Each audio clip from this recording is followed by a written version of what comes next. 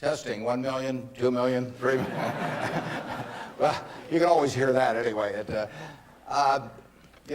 When I came down today, it's been 54 years since I drove down what was then the Highway 6, the Cornhusker Highway, to come to Lincoln to school. And even then, there was a lot of nostalgia attached with it because my father had attended the University of Nebraska in the 1920s.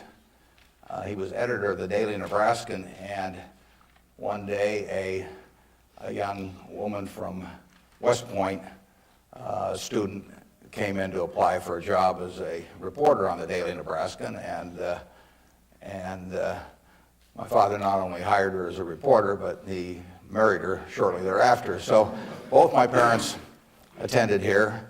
My grandfather on my mother's side was here in the 1890s, and so a lot of good things have happened to me because of the University of Nebraska. I received a terrific education here.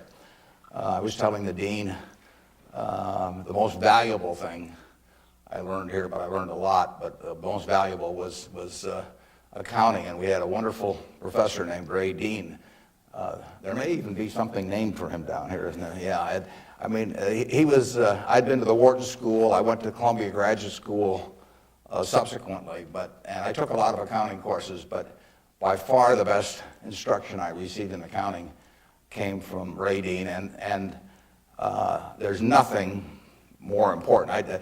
People ask me what they should take in business school, or even if they don't go to business school, what they need to know before getting in business, and I tell them, you have to understand accounting. It's the language. I mean, it's like being in a foreign country without knowing the language if you're in business and you don't understand accounting. So you want to get as comfortable with that as you are with the English language. It's made me a lot of money because I listened to what Ray Dean had to say 53 or 4 years ago, and have been able to understand what I was seeing on pieces of paper, what that told me about businesses, and the limitations of what it told me about businesses. But that's the way we invest. Yesterday I was in Knoxville, Tennessee, and we bought a company. We agreed to buy a company called Clayton Homes about a week ago. It's a big company in the manufactured home business. We agreed to pay $1.7 billion for it. I made that deal over the phone without ever meeting the people there, but I had seen enough through reading 10Ks, 10Qs, annual reports, but looking at figures, what they tell me in terms of the kind of people even running the place, the kind of accounting decisions they make and so on. I was able to make that $1.7 billion transactions over the phone. Yesterday was the first time I met the people, and their board of directors had actually approved the deal a week earlier.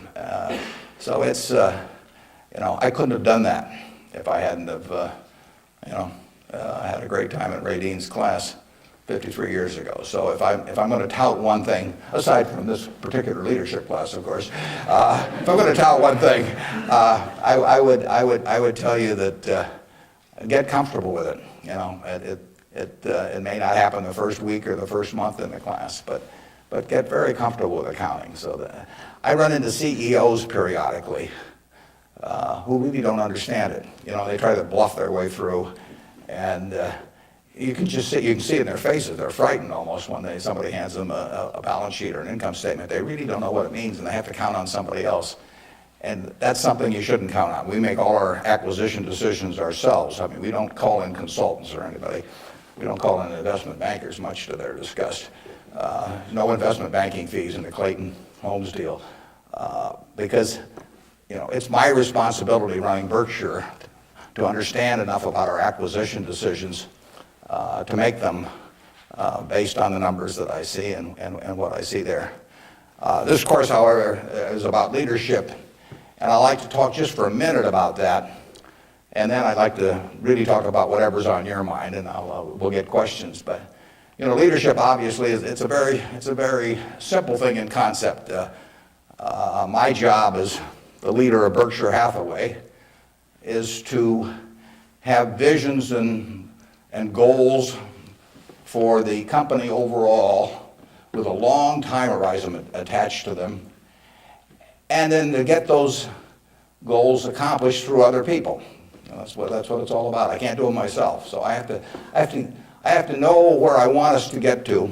I have to see over the next mountain if possible, but then I have to get a lot of other people to look over that mountain with me and really do the job. I mean, they are the ones that get it accomplished. So it's getting things done through other people. Now, Berkshire is like many large corporations in certain ways, but it's really quite different in many ways. We have over 150,000 people now working for Berkshire Hathaway in dozens of companies throughout this country primarily, and even abroad a little bit. We have exactly 15.8 people in headquarters, and Deb Ray came down with me today, so we've only got 13.8 there today, and we're probably working just as well with those 13.8 as we would if Deb and I were in the office. But that's an unusual organization. I mean, we have dozens of operating managers, CEOs of their businesses, out there running them today, and they do it without any direction from the home office except for one very limited piece of direction that I give them, which I'll get to in a second. But we have these people, and they're an unusual group of people running these businesses because most of them have sold their businesses to us, and they're very, very wealthy. 3/4 of our managers do not need to work financially. They have no reason financially to work. Probably 3/4 of them are worth at least $50 million, and we have some that are worth in the billions. And yet these people jump out of bed every morning, and work, and they work weekends, and they love working. And why is that? And what's the key to that? Well, the key really is the same reason I keep working. I'm 72. I'm getting Social Security now, so I should be in Florida, pushing shuffleboard around or something of the sort. But I do what I can do, anything in the world I want to do. But what I want to do is run Berkshire Hathaway. Now, why do I want to run it that way? There's a couple things. A, I get to paint my own painting. I go down there every day, and I feel like Michelangelo. They're working on the Sistine Chapel or something. Nobody else may think it's a great painting, but I get to paint my own painting. I do not have people second guessing me. I do not have people saying, why don't you use a little more red paint than blue paint? Why don't you paint a seascape instead of a landscape? I get to do my own thing. It's a form of creativity. It's exactly like somebody feels it's a professional golfer or somebody feels it's a painter. They're not doing it for the money, primarily. They're doing it because they like doing something well, and that it happens to be down the route of their talents. And the second thing I like, frankly, is I like applause. I like appreciation. So I like having shareholders who feel good about what I've done. I mean, I have a 96-year-old aunt, and her husband went to the University of Nebraska too, and she is. She has all her money in Berkshire Hathaway, and she counts on me. And she's out in Palm Springs now, and her whole net worth is in Berkshire. And I've got cousins, and I've got everybody in our family has got all their money in Berkshire. And so those people are counting on me, and that's kind of fun to have something where you can actually deliver for other people and change their lives in positive ways. As a matter of fact, we had a couple that nobody had ever heard of up until a few years ago, the Othmers in New York. They came from Omaha. Don Othmer went to Central High. Mitt Othmer, not sure which high school she went to in Omaha, probably South High. They left $750 million when they died. Nobody ever heard of them. And I think a substantial portion, went right here to the University of Nebraska. It was probably a total surprise to the university when they got, I don't know, you probably got 150 million or so. Yeah. Yeah, well, you should thank the Othmers, but nevertheless, you see the money, you see good things happening out of it. So it's fun. I mean, it's, it beats playing golf every day or something of the sort. So I say, if that's what turns me on, what's going to turn on these managers that are out there running things like Clayton Homes, or we've got a company, Flight Safety, that trains more pilots than anybody in the world. Flight Safety is run by an 85-year-old man, Al Yulshi. Al started the company with $10,000 in 1951. It now trains 4 or 5 times as many pilots as non-military pilots, as anybody in the world. And he is there at 85, and it's a matter of public record. He's got $1 billion worth of Berkshire shares. He works 7 days a week. He loves it. And he loves it for the same reason that I love what I do. He gets to do it his way. He buys these big simulators that you train pilots in. He doesn't have to check with me as to whether to spend $15 million for a simulator. He doesn't ask me. He knows so much more about it than I do. Why in the world would he ask me? Well, I can't tell what kind of a plane I'm in, when I'm flying around. And Al is spending a couple $100 million a year on simulators, spending Berkshire Hathaway money, and he never checks with Omaha. He's never had to come to Omaha for any kind of meetings. He runs his own business, and that's what he loves in life. And I let him do it. I mean, that's my contribution to it, is really turning loose his energies. And, they were properly directed before we bought the company 7 or 8 years ago. Why should I think that, he couldn't keep running it after that? And like I say, at 85, he's still running it. The second thing that our managers like, in addition to this painting their own painting, is they too love applause. I mean, I try to be, I report in my annual report accurately what they have accomplished, but they accomplished a lot. You heard Susan Jock, I think, some weeks ago here. Susan came to Borsheim's, and she was making $4 an hour. $4 an hour.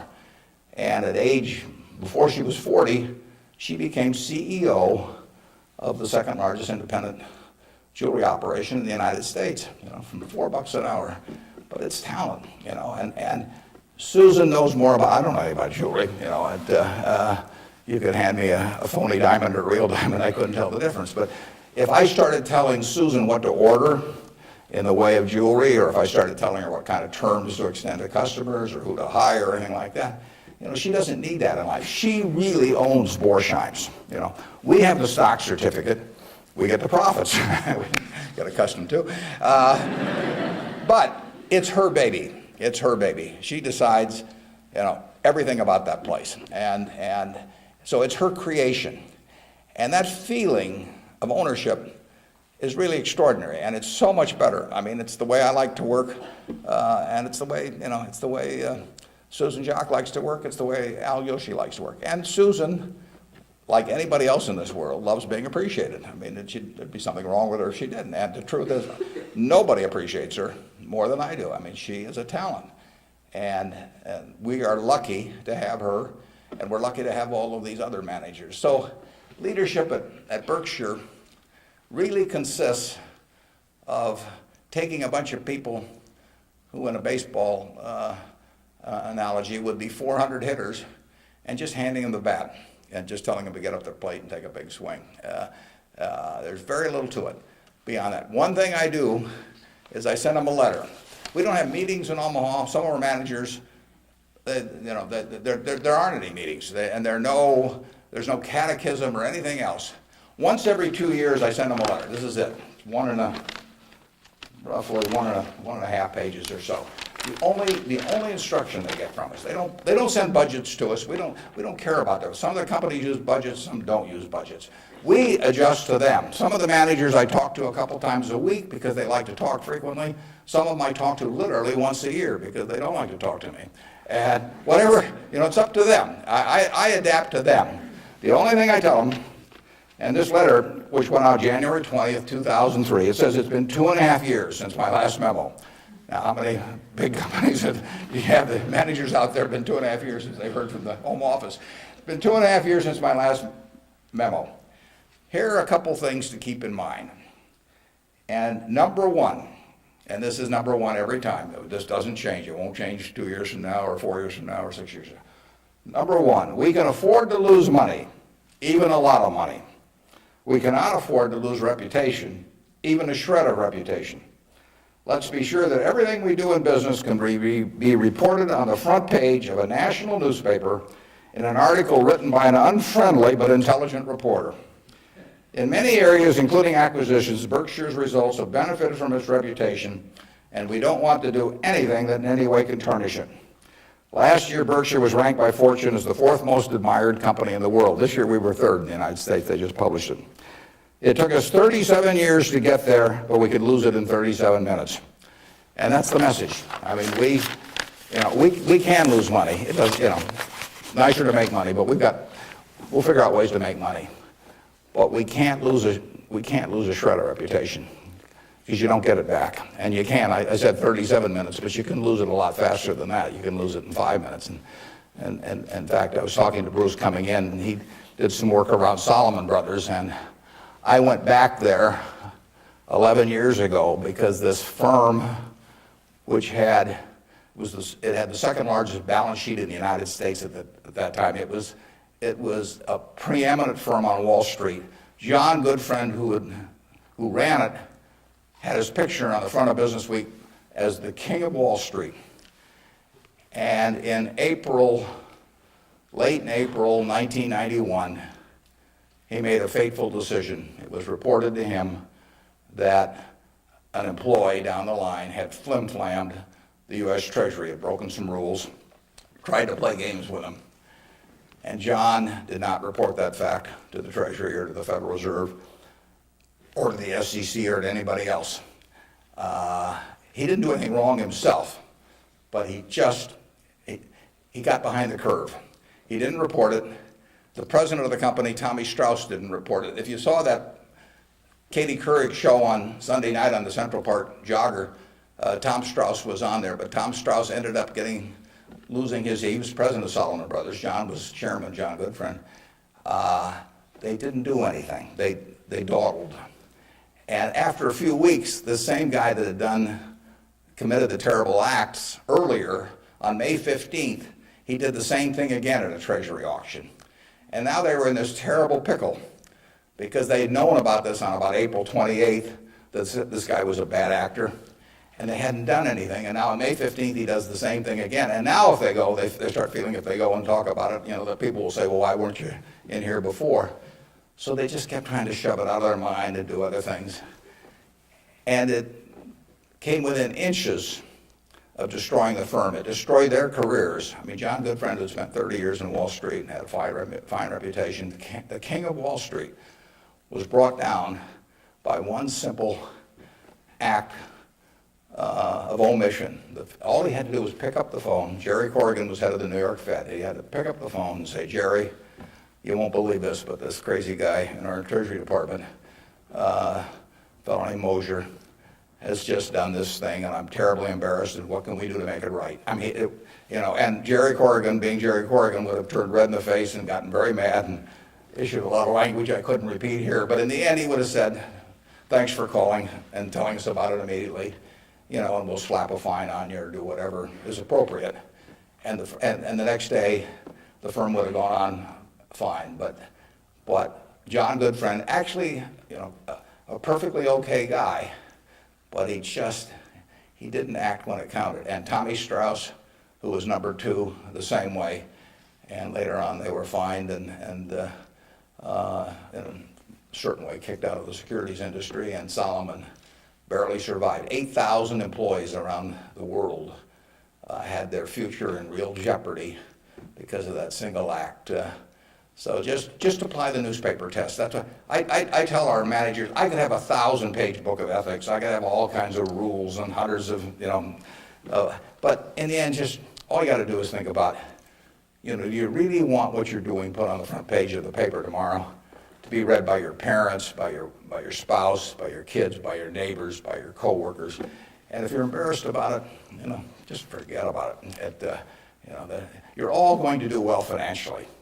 The nice thing about it is, you live in America in the year 2003. You don't live in Bangladesh. You don't live in America, of 1790 when it would. You live in a society which has a GDP of over 10 trillion, and you can just pick up the crumbs and you're going to do great. You've all got the qualities. It takes three qualities essentially to do well, and extremely well actually in this country. It takes intelligence. It takes energy, and it takes integrity.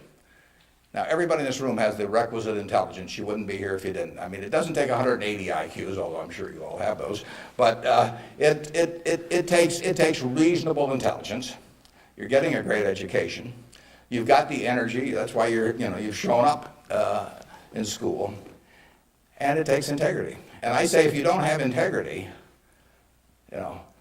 we don't want to hire somebody that's got intelligence and energy if they don't have integrity. We'd rather hire somebody that's dumb and lazy if they don't have integrity, because they probably will never get around to cheating us or doing something.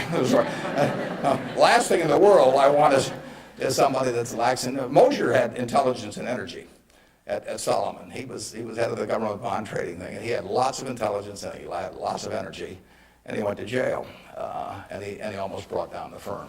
So, and integrity is absolutely an option.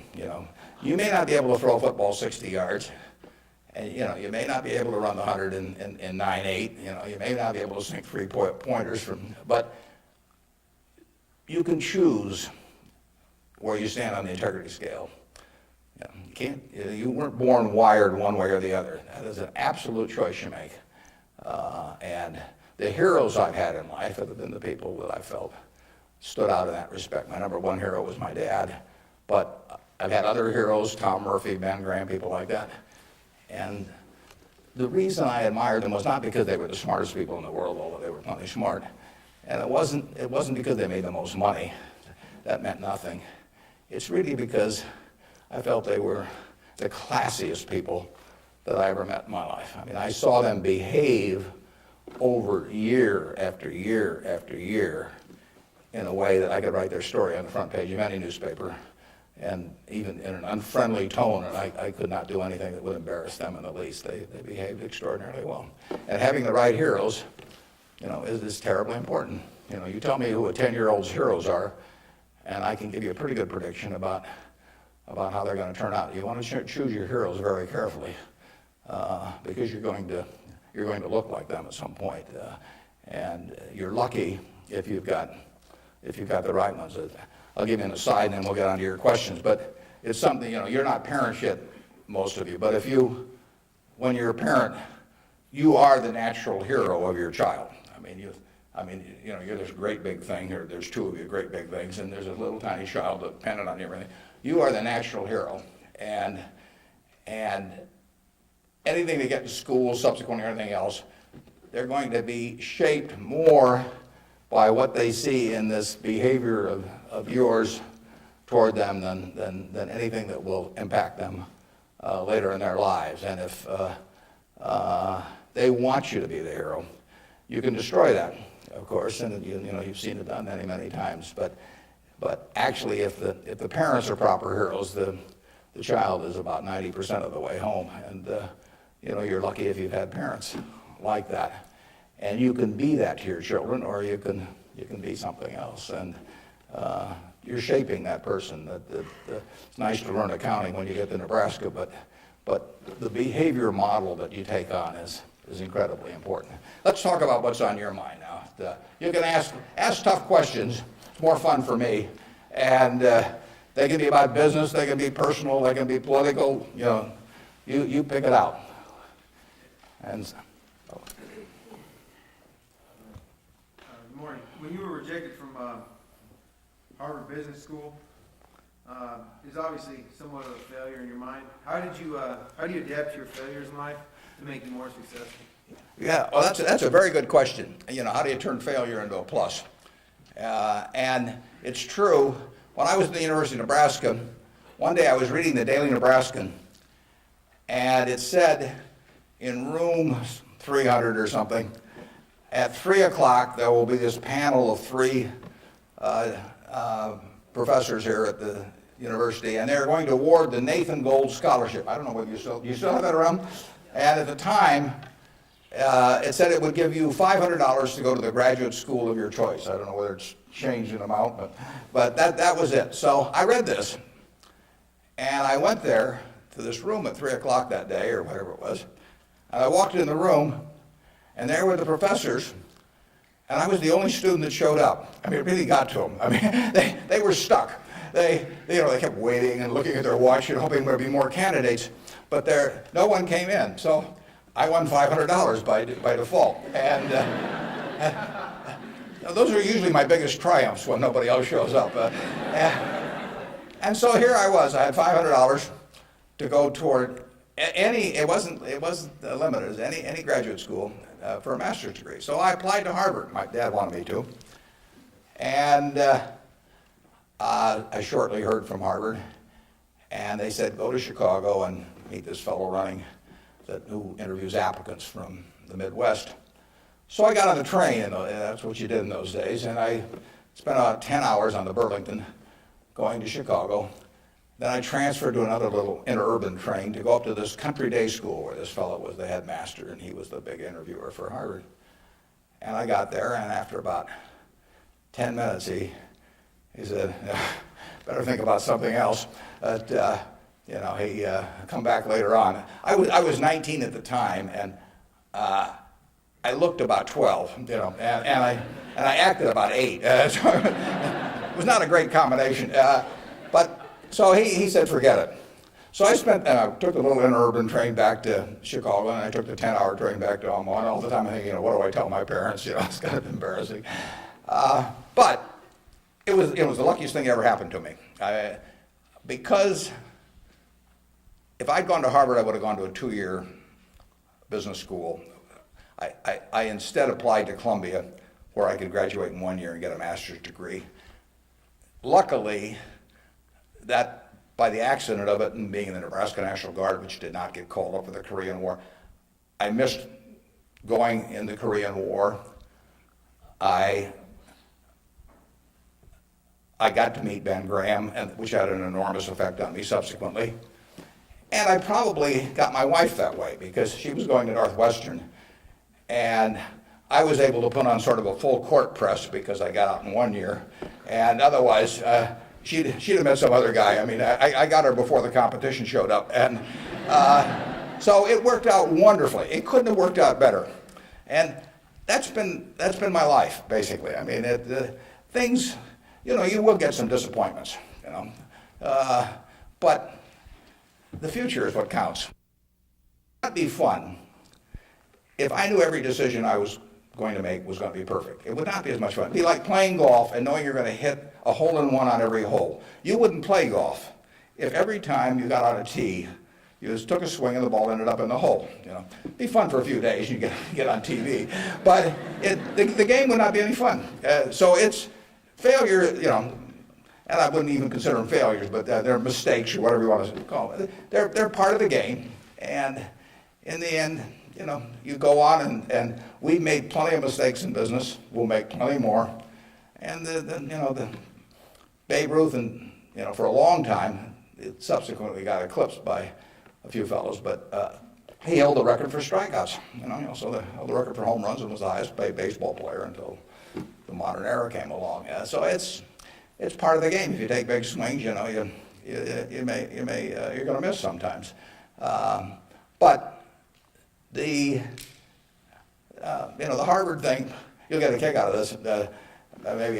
They invited me back to the 25th anniversary of this class to talk to them, and I went back. It was kind of embarrassing because this was the 25th reunion, and the class was talking about the next 25 years to these alumni that were back after 25 years. And my job was to talk about the next your financial future in the next 25 years. This was in, whenever it was, in the mid-70s. And right before me on the program, Masters and Johnson were talking about the next 25 years of their sex lives. So nobody stayed around for my talk. But that night at the alumni meeting, the fellow who was president of the class stood up and said, we're big enough to admit when we make mistakes around here, and we turn this guy down and throw him back in the water. And so now we'd like to make him an honorary member of the class. So they did it, and they voted, and everybody voted for it. And I stood up and I said, I recited the story that I told you. And I told him, I said, at the time I was kind of philosophical about this. I was young, and maybe my grades weren't that good or something. And so I took the rejection kind of well. But I said, now that I've met the people that got into class, I'm really sore.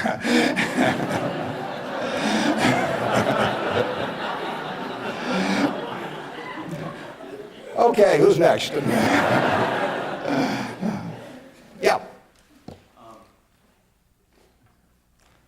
You can ask it, I'll repeat it. Okay. Yeah. I guess my question to you is, after you're dead, how do you want to be remembered, and how do you go about in your daily life ensuring that you're going to be remembered in that way? Yeah, well, really, I only want the minister to say one thing at my funeral.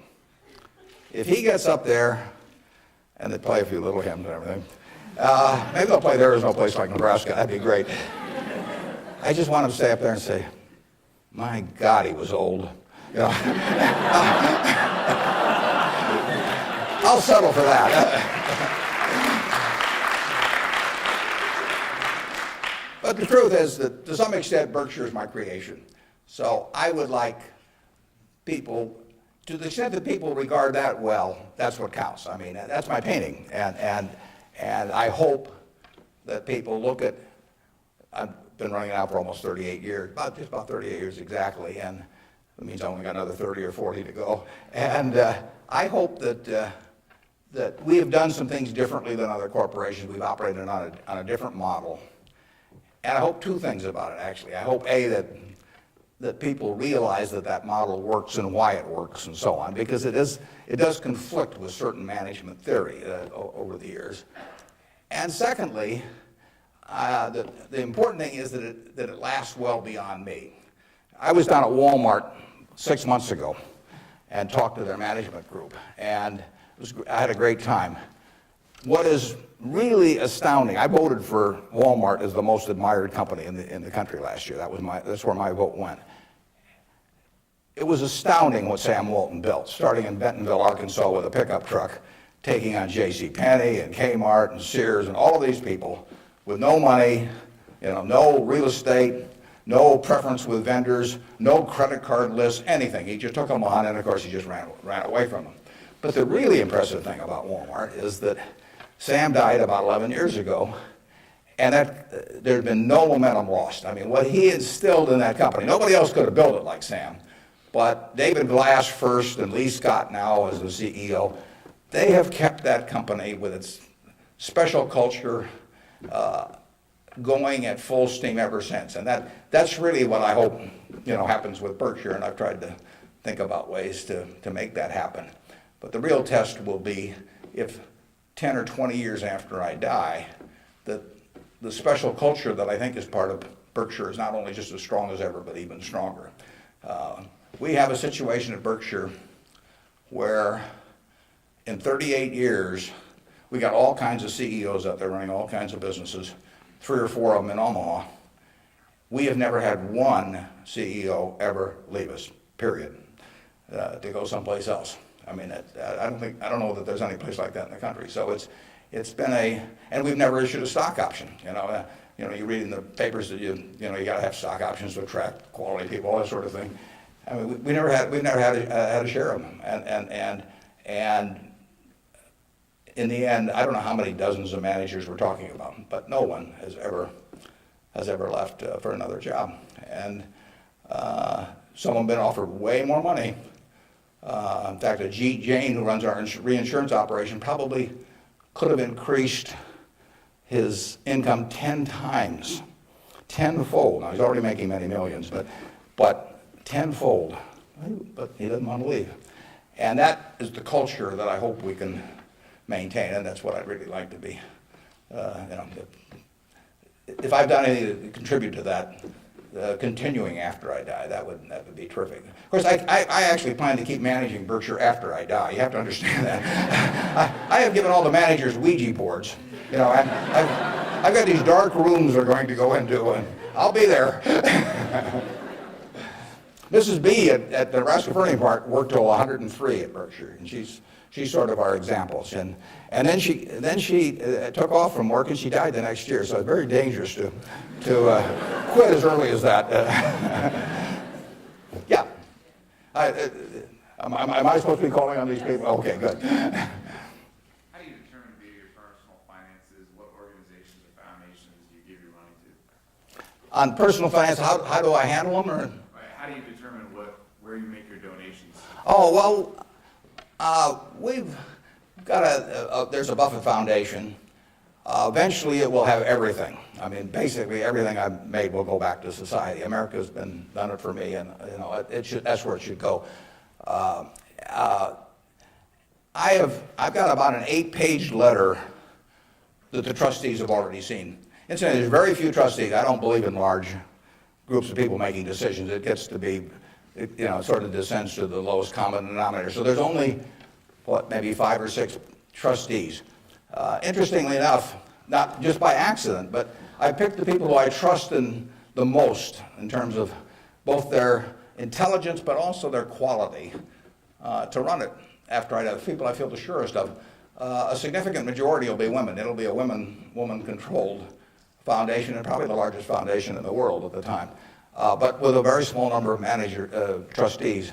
I have, in my letter, I tell them that I'm not going to give them any specific instructions as to what to do with the money. I tell them that their judgment above ground will be better than my judgment 6 feet underground. So in the end, I want them to do a couple of things. I want them to attack really big, important causes. I don't want them to give $1 million here and $1 million there and everybody that, that asks that they know and that sort of thing. So I don't want them doing things with an eyedropper. I want them to take very big swings. And then I want them to measure what they're doing by the importance of what they're doing as contrasted to the natural funding constituency for that. Now, taking the health field, I mean, you got the National Institute of Health spending billions and billions of dollars. You got all kinds of money going into medical research.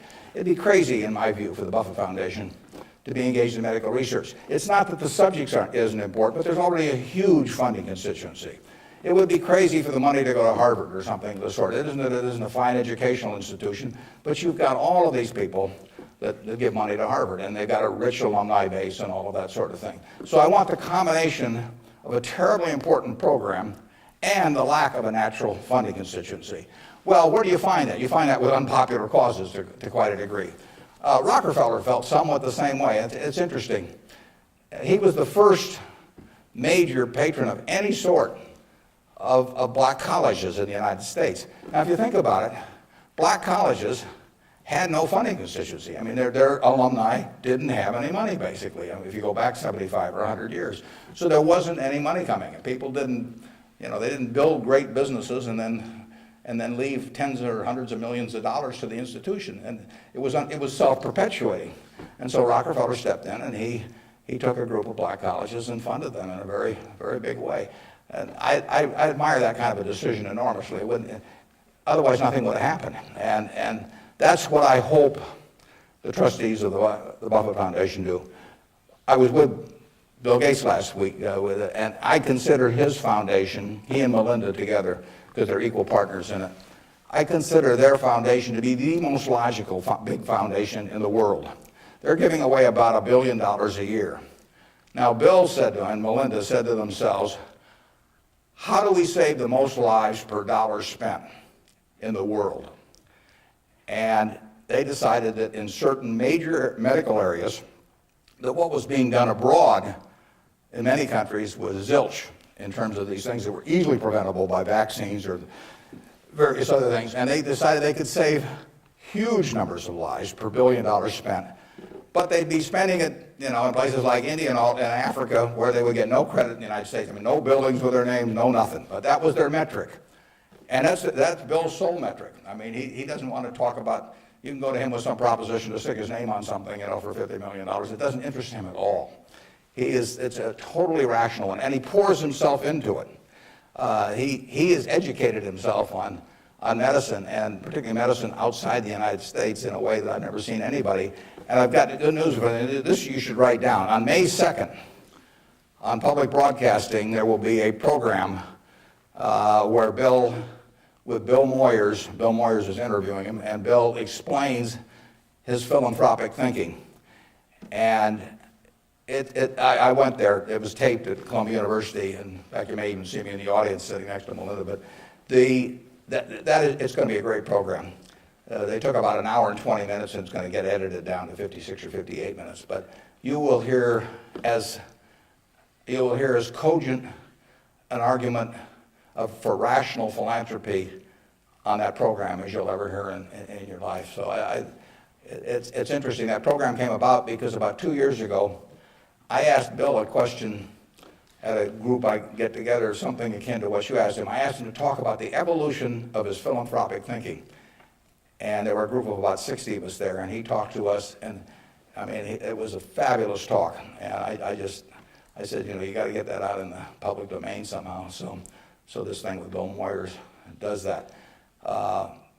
If I die tonight, all my Berkshire shares, which are 99% of my net worth, plus go to my wife. She dies first, hers go to me, and then it all goes to the Buffett Foundation. And it will then be active on a very big scale, and those are the guidelines. And who knows what those problems will be. I mean, it might well have been civil rights in the early 60s. I mean, the civil rights organizations, were not being funded by anybody. And I mean, money wasn't the big problem, but it was a problem in the civil rights arena. And there was no natural funding constituency for that. It was a very important issue, but it was an unpopular issue in many respects. And it seems to me that's where the money should go, particularly if you have it on a big scale where you can really do something. Depends when I die, but 10 or 15 years from now, the foundation could really, I mean, it could have a lot of money. And so they could do some things that nobody else could attempt. And it won't be what people want them to do. That's the nature of it. If it was what people wanted to do, it would already be being done. The interesting thing, the contrast between business and philanthropy is interesting. In business, I swing at easy pitches. I stand there at the plate, and if I like pitches 1 inch above my navel, right in the center of the plate, I can wait and wait and wait because there's no called strikes. As long as that bat's on my shoulder, nobody's calling a strike.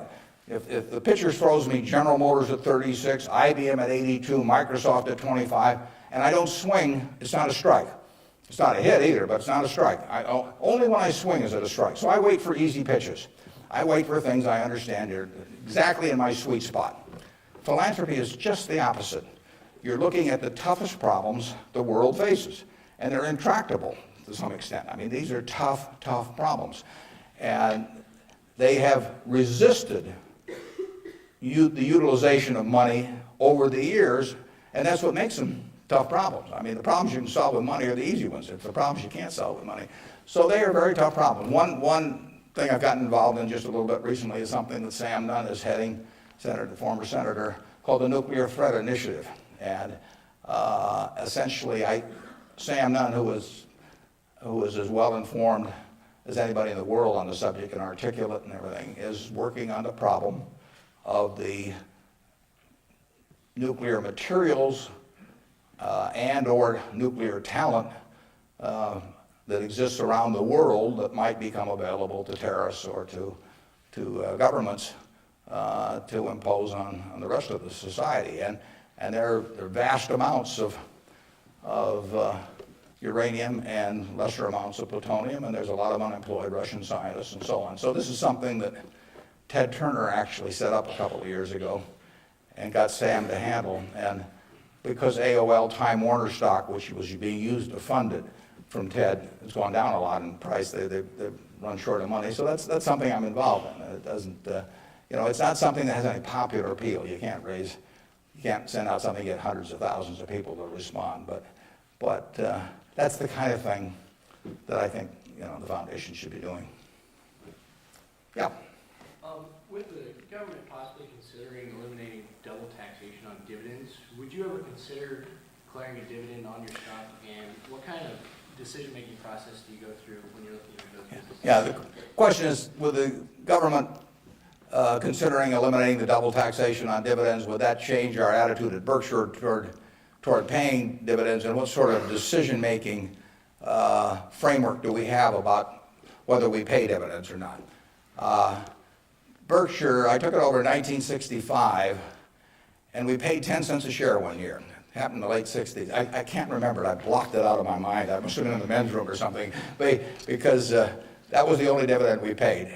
The determination is very simple on dividends, is can we retain $1 or $1 billion, or whatever the amount is, of earnings, and have that dollar become worth more than $1 in immediate present value. Now, even though it may not get used for a few years or something of the sort. In other words, is that dollar worth more than $1 if kept in the business? Forgetting about taxes entirely. Let's assume a total tax-free society in terms of dividends.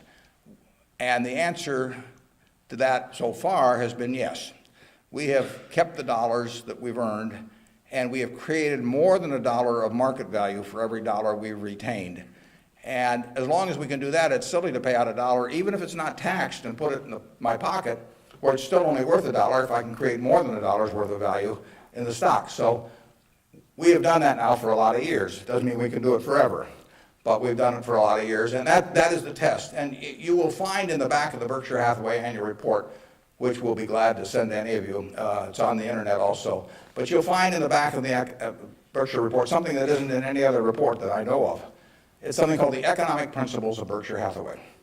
That's been in the report every year now for at least 20 years. And those principles don't change. That's why they're principles, and it's why I'm willing to lay them out. I mean, if I act in conflict with those principles, I expect the owners to, to call me on it. But I look at the investors in Berkshire as my partner. Now, I'm the managing partner. They can't, because I own so much stock, they can't do much about me. So they ought to know what the game is if they join us. And that doesn't mean everybody wants to join us, but they ought to know what the rules are. Just as if you and I were starting a partnership and I was going to run it, you'd want to know, how we were going to conduct business and what my thoughts were and what my time horizon was. Would we ever sell? Would I make distributions? All that kind of thing. So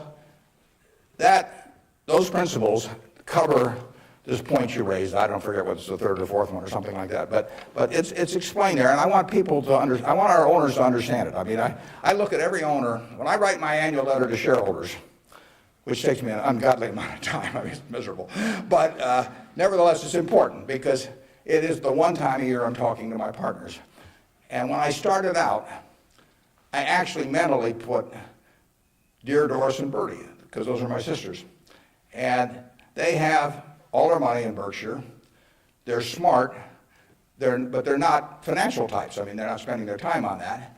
And I essentially want to be talking to them as bright people who don't know a lot of financial jargon necessarily, but they're interested enough that they'll read a lot because they got all their money in it. So I don't have to worry about keeping it short or anything like that.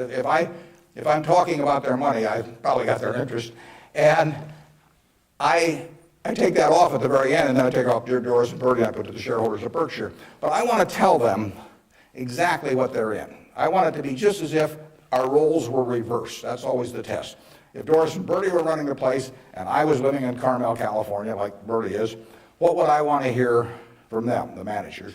And one of the things I want to hear is just exactly the question that you asked. What is your attitude about distributing money from the company? Because I get to make that decision along with the board of directors, and they don't. And some managements withhold money that really belongs to their owners because they like building a kingdom. Some of them, do it out of fear or anything like that. I think I'm doing it for a rational reason, and I want to explain that reason, but I tell them how to test me on that too, because I think I should be tested. And it's a very important relationship that really has deteriorated over the years, in my view, between management and owners. I mean, you've seen in the last 10 years a slippage, in my view, of the behavior of American CEOs. I mean, obviously, all kinds of exceptions, but it's very interesting because they're not crooks or anything, most of them. There's a few, and they've gotten a lot of publicity lately. But nevertheless, they have behaved as most humans do. They've sort of picked up the behavior of those around them. That's why it pays to hang out with people better than you are. I mean, if you hang out with people better than you are, you'll become better yourself. Everybody behaves better that's around my wife. I mean, even including me, starting from a low base. But she just has that effect on people, and other people pull you down. I mean, when I was in the National Guard and we would go to camp, in about an hour I was reading comic books. Pretty soon everybody's reading comic books. The language, every other word becomes some form of profanity. Everything. You just sink. Well, what happened to American CEOs in the 90s is that the behavior, the situational ethics, sort of caused behavioral norms to sink. I say it's a little like how Mae West described her career. She said, "I was Snow White, but I drifted." And American management drifted to quite a degree during that period. I think it's very important what that relationship is. People have given you their money at Berkshire Hathaway or any other company, and I'm a trustee for them, in effect. And then the question is, they ought to, since I control the place, they ought to know the yardsticks. So if you do go to our website, go to the back of the report, and there's something that says economic principles, and we try to discuss everything that's important. And I tell them I'm going to put them in there every year so that they can, they can hold me accountable. Yeah. You talked quite a bit about flexibility in your many different companies and so forth. If you could elaborate a little bit on the personal qualities and professional qualities that you look in those executives that you place in those companies. Yeah, and the question is about the personal qualities we look for in the executives we place at our various companies. The first thing is we don't usually place them. I mean, they come with them. We don't have anybody to place. So I have the problem occasionally, if somebody dies, or to replace a CEO. But most of our CEOs came with the deal. Clayton Homes, which we're buying, comes with Kevin Clayton running it. We will put no one in there. He will run the place just as before. But in terms of the personal quality, when a seller comes to me with a business, whether it's Clayton or any of the others, Ike Friedman at Borsheim's, Mrs. B at Nebraska Furniture Mart, when they come to me, the first question I have to ask myself, because I'm counting on them to run the place, I have to decide, do they love the money or do they love the business? Now, there's nothing wrong with liking the money. I mean, they all like money, but they've got to love the business. They've got to have a passion for it. Because if I give them a whole bunch of money and they love the money and they don't love the business, no matter what they tell me, 6 months from now they'll be gone. I mean, they'll just all of a sudden say, why am I getting up at 7 in the morning just so I can send a lot of money to Omaha? I mean, it won't work. So they have to love the business. I mean, I want people with a passion for the business. I used to say that I had a one-line employment form, one-question employment form. The question was, are you a fanatic? If you answered yes, you got the job. Because I want somebody who's fanatic about their business. I mean, you want people that love teaching if you're in a classroom. If they don't have the passion for it, it doesn't work very well. So now, if they've got the passion, and our managers do, but not everybody would. The financial operators don't. We've never bought a business from an LBO operator, a financial operator, because they don't give a damn. I mean, all they want to do is make sure your check clears, and they're gone. And it isn't going to work if we try to buy from them. So we buy from these people who love their businesses. And then really my job is just to make sure that I don't mess it up and create conditions that cause them to quit loving it for some reason, because they come in loving it. Only I can mess it up. And they care about being treated fairly on compensation, but they don't measure it against everybody else. They don't have a lawyer they're negotiating with me. I mean, I don't have a compensation arrangement with any of these managers that can't be put in one paragraph. And then I go to other companies where they have a lawyer come in and there's 80 pages, and it tells what's happened, how much they get paid at severance if they end up going to jail. I won't deal with somebody that thinks that way. That's fine. There's a self-selection process in terms of who comes to us. There's this invisible filter out there that causes the Claytons of the world, the Al Yoshis of the world, the Ike Friedmans of the world, the Mrs. B's of the world to come to us. When I made the deal with Mrs. B in 1983, Mrs. B had another offer from somebody else that was somewhat higher, and she just said, I don't care. She only owned 20% of the company. She had 4 children, they each owned 20%. She told them, I'm selling to Mr. Buffett. She always called me Mr. Buffett up till when she was 104. In fact, when I'd walk in the store, she'd say, here comes my new young boyfriend, which I don't get that a lot of places, I can tell you. But she built this thing. She came over here in 1921 or 2. She landed in Seattle with a tag around her neck. She couldn't speak a word of English. Said Fort Dodge, Iowa. She couldn't communicate. She just had the tag. The American Red Cross got her out to Fort Dodge. And for 2 years, she got no place because nobody spoke Russian or Yiddish, actually.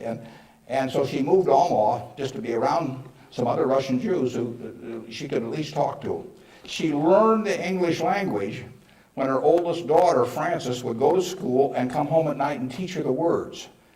And she started sending $50 at a time over to Russia to bring her siblings. She had 7 siblings, and her mother and father to get them over here. After 16 years, she brought all the family over. She saved $500 in 16 years, peddling used clothing, whatever. And she started in the restaurant furniture market with that $500. And it's now the largest home furnishings complex in the world. And it all came from the $500 and a very, special woman. And can you imagine building something like that and selling it, to some financial operator who's going to resell it, and try and go public with it a couple of years later? And it meant something to her. She wanted it to continue like it has continued. And those are the kind of people we want to attract. It isn't so much me selecting them, it's them selecting Berkshire.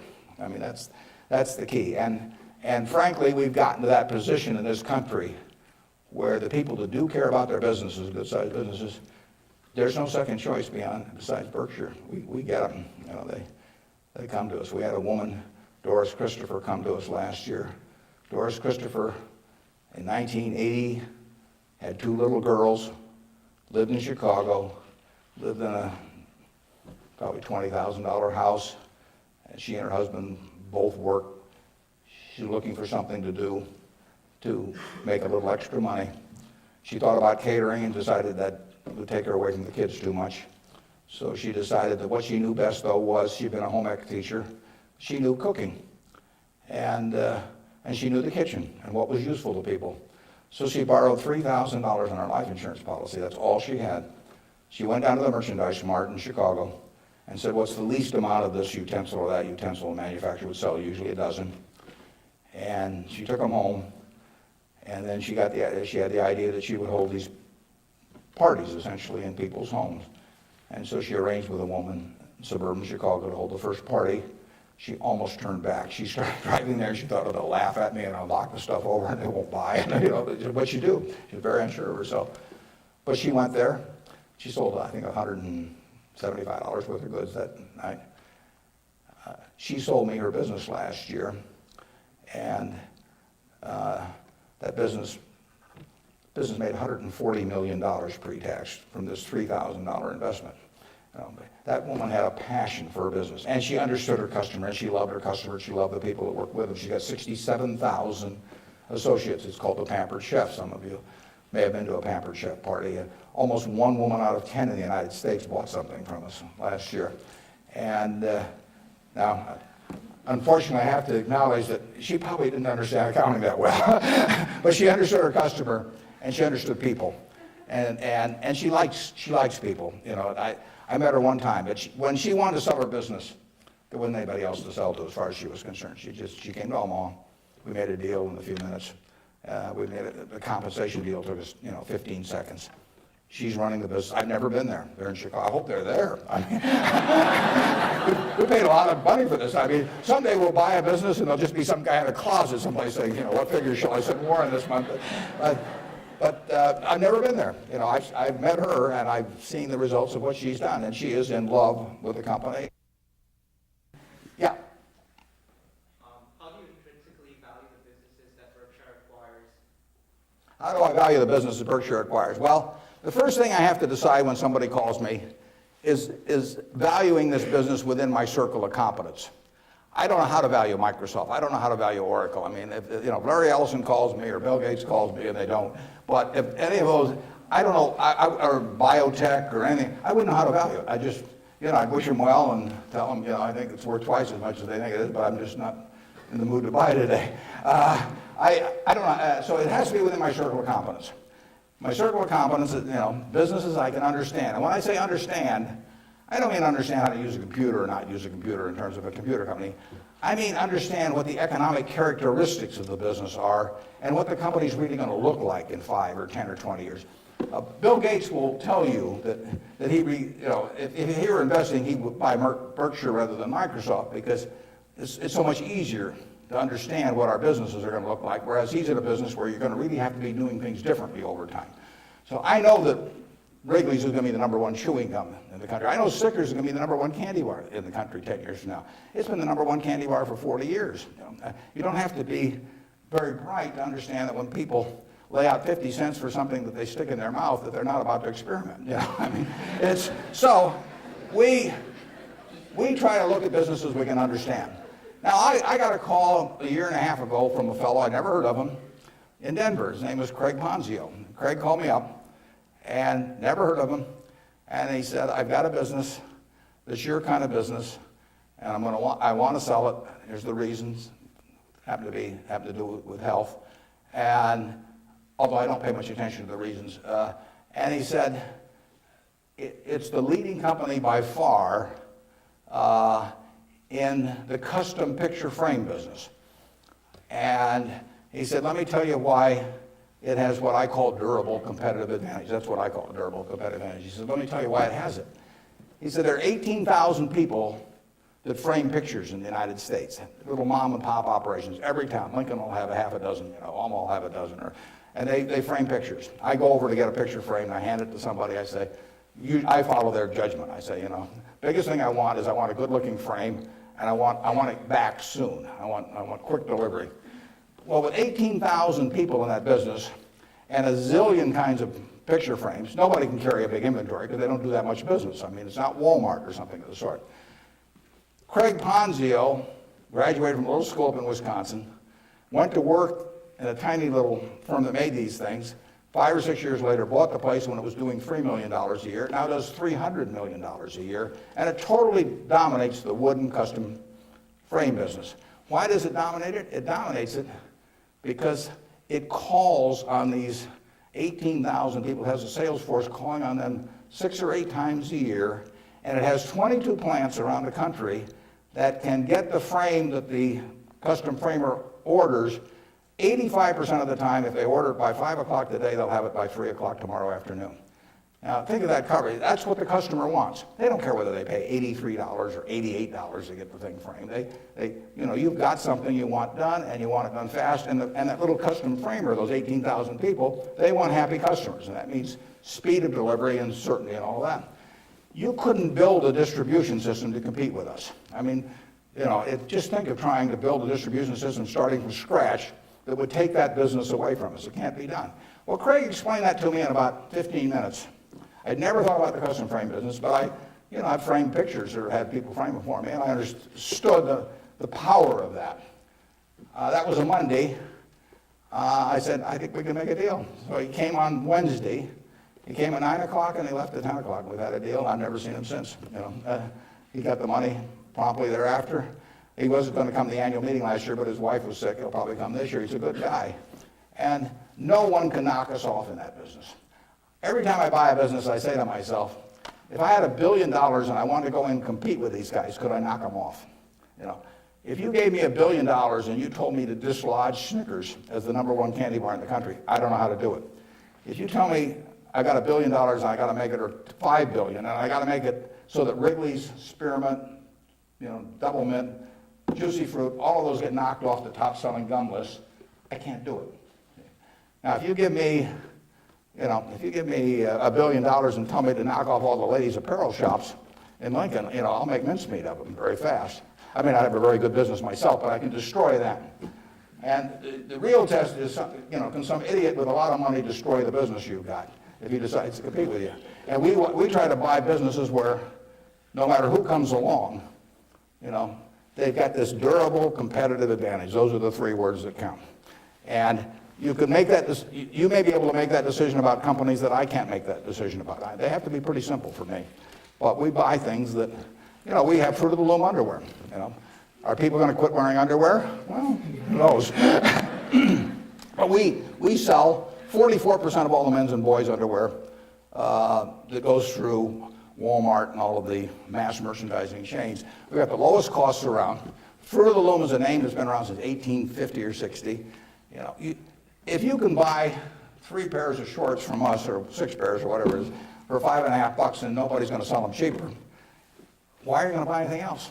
So we'll own that unless we mess it up some way. We've got a very potent advertising slogan there. We cover the asses of the masses. Sort of gets to it, doesn't it? Yeah, up there. Yeah.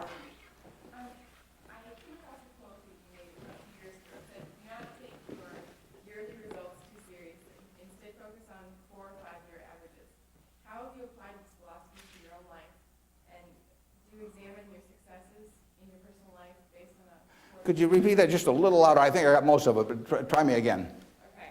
I'm going off your quote that says, do not take yearly results too seriously. Yeah. Instead, focus on 4 or 5 year averages. How have you applied this philosophy to your own life? Okay, yeah, the question is, since I say 1 or 2 years doesn't make much difference in business, but longer term does, how do I apply that in my life? Well, I could probably give you some terribly philosophical answer on it, but the truth is I get up every day and just do what I love doing. And I want people around me to have good experiences, but the truth is I don't spend most of my time thinking about that. I mean, I spend most of my time thinking about what can I do to keep Berkshire going the way it has gone. But I will tell you how to apply that, and it works reasonably well, I think, at Berkshire because we get this self-selection of people to join in. I mean, we have created a working environment where in 38 years nobody's left that runs it. So I do feel good about that, obviously. I feel good about the results of the investors and, the Offners and those people. I mean, actually, I think a fellow may write a book about what's happened with all the money that all these different people have made in Berkshire. But I'll tell you the test on that, and it's a terrific question, because you will, when you get to my age, you will not measure how well you've done by how much money you've got. I can guarantee you that. You'll all do fine on money anyway. I mean, think about it. 7 hours a day, you're in a bed. You got exactly the same mattress I've got. If you don't, we'll sell it to you at the furniture mart. So we're on a parity. I can't outdo you, in terms of my sleeping enjoyment. You can match it by buying this mattress, which we'll give you a special price on. Just mention my name.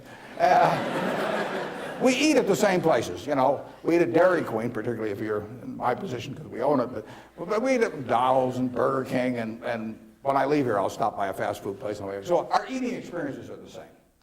We travel the same. I mean, I had a 10-year-old car up till about a year ago, and it just doesn't make any difference to me. They all work. We live in a place that's warm in the winter and it's cool in the summer, and we watch the Super Bowl on big screen TV. You do it, I do it. We dress more or less the same. I mean, I pay more for my clothes, but they look cheap when I put them on. So we're really on a parity. Yeah. So the money isn't going to be that big a deal. Everybody in this country is going to, with the intelligence this group has, the energy you have, you're going to do well. So what's the difference? What really counts?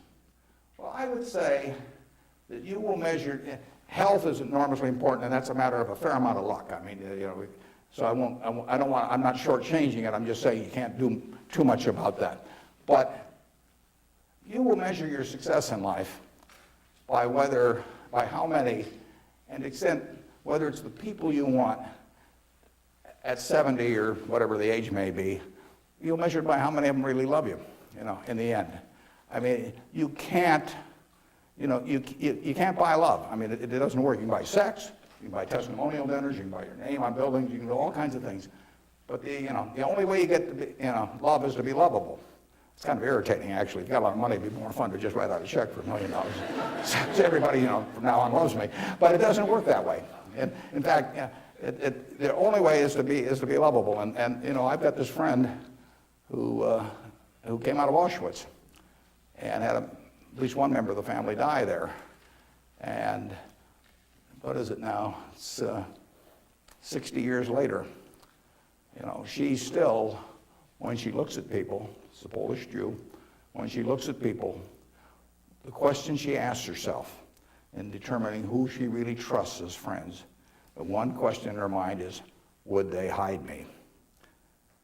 Now, when you get to be 70, if you've got a lot of people that would hide you, you've had a successful life. I know people who have a tremendous amount of money, no one would hide. Their own kids wouldn't hide them. I mean, they really wouldn't. I mean, their business associates wouldn't, or anybody else. If it really came down to it, they don't have anybody's respect. They've got their attention maybe with money or something of the sort, but nobody loves them. And my friend Tom Murphy at Cap Cities TV, I mean, dozens of people would hide Murph, all kinds of people would hide my wife, Ben Graham, a lot of people would hide. My dad would have had a number. And then, like I say, I can tell you people that, everybody may pay homage to them, and the kids may put up with them and hope they don't change their will or something, but the truth is that nobody would hide them. And if you've got a lot of people that would hide you when you get to be 70, you will have a very successful life.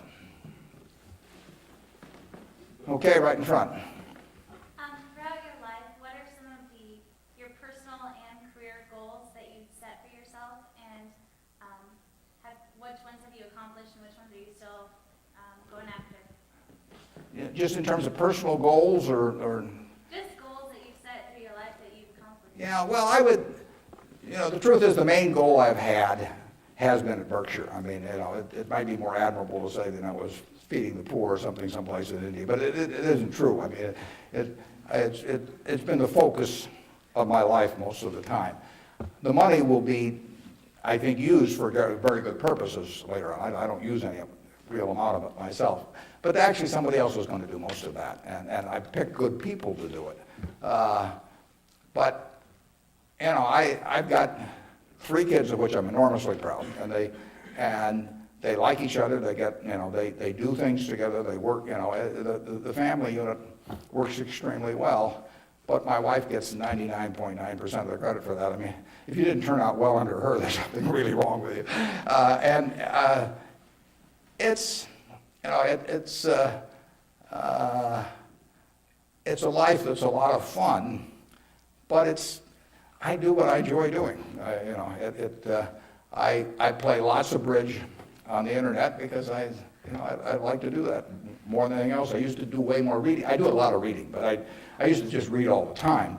Now I spend 12 hours a week on the internet playing bridge, and it's great. I will talk to the Microsoft Summit here in about a month, and I tell this group, and there's all these high-powered internet types, and I tell them, look, you guys are all failures because here I am, got all kinds of money, I've been fooling around with the internet now for 10 or 12 years. I spend 12 or 14 hours a week on it, mostly bridge, but I do, the Google searches, and if I'm writing a talk, I look up all kinds of information on it. I read the New York Times, the Wall Street Journal, 10 o'clock the night before, and all these things. And you guys are getting exactly $120 a year out of me. I mean, that is a failure. They have not figured out how to get any money out of me. And I gave them this talk last year, and this year I'm going to go back there and say, you've made no progress at all. It's $120 last year, it's $120 this year, and in between I've had 600 hours of enjoyment and learned all kinds of things. So I do enjoy, that. I enjoy that more than anyone. Now, when I was young, I thought I had a lot of money. I'd own a professional sports team, and I'd play golf all the time, maybe have my own private golf course, and all kinds of things. Just doesn't mean anything to me, I have something where 365 days a year, everything is good. I work around terrific people. One was here today that came with me, that drove me down. And I mean, I get to select the people I work with. That's a huge, huge luxury. I mean, literally, just think of if you had to work for a boss you couldn't stand, or work around people that cause your stomach to churn.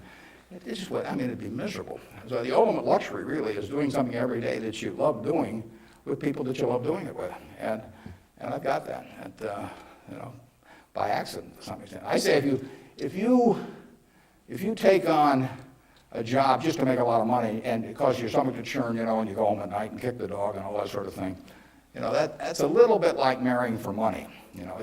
It's probably a bad idea under any circumstances, but if you're already rich, it's crazy, right? I mean, if I marry for money, I would have my head examined. And what's it going to do? And so it is, and we're lucky in this country. I mean, we won what I call the ovarian lottery when we were born in this country. It was 4 times or likely you would have been born in China, just about as likely you've been born in Bangladesh. You're born in the greatest society in the world, so make the most of it and have a good time. Let's see, who's had, okay, up there. You 2 guys are next to each other, you can fight it out. What has, whether it be professionally or personally, kept you and your business in Omaha or in the state of Nebraska? Well, that's a good question. Why do I stay in Omaha? Well, I love it. And, my grandfather went to Central High, my dad went there, my wife went there, my kids went there, and now my grandchildren are there. My grandchildren say they have the same teacher that my grandfather had. But there's continuity, there's friends, there's all kinds of things. I mean, there's no disadvantage to being in Omaha. I mean, I like New York when I'm there. I've got a house in California, and I get around some, but I can't imagine anything better. I mean, You know, what doesn't it have? I have a home. I've never sold a house in my life. I have a home I moved into in 1958, so I've been there, 45 years or so. I'm 5 minutes from the office. I moved into the office in 1962. I've been in there 41 years. We've just gotten so we take a whole floor. It's taken us 41 years to where we can use a whole floor. Kind of discouraging. But there I am, 5 minutes from the office. Everything's easy. And it all works. I know I've known the doctors all my life. I've known everybody. I feel connected. My aunt taught in the public school system in Omaha. I named a scholar prize that I give after her. But I mean, it all means something. And I've lived in New York for a couple of years. I lived in Washington, D.C. for some years. I never felt that kind of connection at all. So and there's absolutely no disadvantage. I get the same information. Actually, with the internet and Bloomberg and all of that, no one can get any information any faster than I can get it. And there's just no downside. And I think it's been a terrific environment for my kids to grow up in. I mean, my kids have grown up in a neighborhood, perfectly normal neighborhood. I mean, no fences around it, no golden ghettos or anything of the sort. They've gone to an integrated public school. School has probably had between 20 and 30% black students for 75 years. They have great teachers. I mean, I think that part of education is a total life experience, and I think it's great that we have a good public school system in Omaha. If I lived in Washington or Los Angeles or New York, I'd have to send my kids to private school. I wouldn't want to do that. I'd do it because I wouldn't send them to a vastly inferior school just to prove some point. But the nice thing about it is I haven't had to make that choice in Omaha. I've got classy public schools, the same kind I went to 50 or 60 years ago. And they get more out of that experience, in my view. They have a better balanced view of life going through that experience than if I sent them off to some private school. I was with, actually, last week, there were 6 couples. Bill and Melinda Gates arranged it, and they had the headmaster of a private school in Seattle that Bill went to, and it's a classy school. But, if I gather in terms of the public school system that you're making a conscious decision to hurt your kid if you don't send them to a private school if you can afford one, and that's why these people do it. And I don't blame them. I mean, I do the same thing. But the nice thing about it is that Omaha, and I'm sure Lincoln as well, and throughout Nebraska, we have kept a good public school system. And frankly, I think that's one of the most important things in America, because one of the things has made America what it is. Think about it. 1776, 3 million people in America, 300 million people in China. They had 100 times as many people. They had the same IQs we had. They had the same physical abilities and all of that sort of thing. They had a culture that went far back. They had lots of natural resources. We didn't know about it then because we didn't have oil and they didn't have oil, but we both had oil in the end. Coal, all of these things, educational institutions that far surpassed ours at the time. And now we end up, 230 years later, we end up with, 36 or 7% of the world's GDP, from those 3 million people. Something about this system really works. Now, I think one of the things that works about it is we come closer to equality of opportunity than any major country in the world. But one of the keys to having equal opportunity is a good public school system. If you have one public school system for the rich and one for the poor, you do not have equality of opportunity. It's really one of the top things on my list. And when I got asked about, what you can do with money, I think that anything that creates equality of opportunity, right from the word go, I'm talking about from when you're 5 years old, and actually my daughter's working on something that goes back before that, but anything that creates equality of opportunity is what's going to keep, America the kind of America that we have now. It's vital, and there's nothing more important than that than having a first-class public school system. And unfortunately, the communities where they've lost it don't get it back. I say that an outstanding